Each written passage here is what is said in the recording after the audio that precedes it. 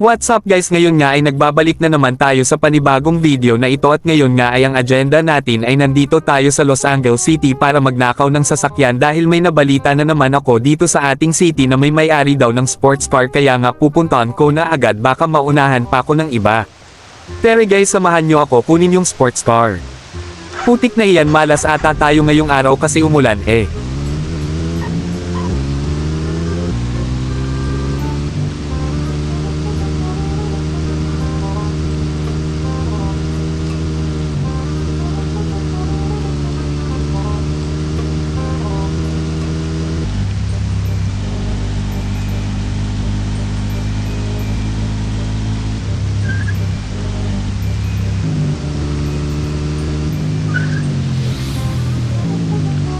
Maliit pa lang nga ang ating city, naliligaw na agad paano na kaya kung malaki na.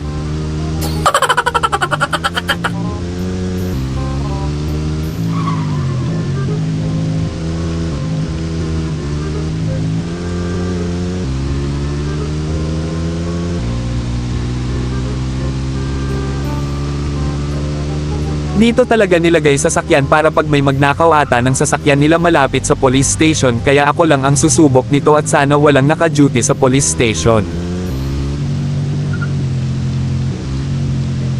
Dito nga ako dadaan sa likod baka merong nakabantay sa harap baka masira pa ang plano ko, hahaha.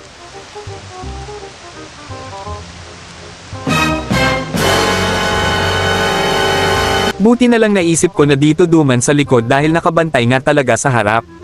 Kala ko talaga malas na ko ngayong araw yon, palalasing yung nagbabantay, lagot ka talaga sa bossing mo niyan, wala na sports car niya.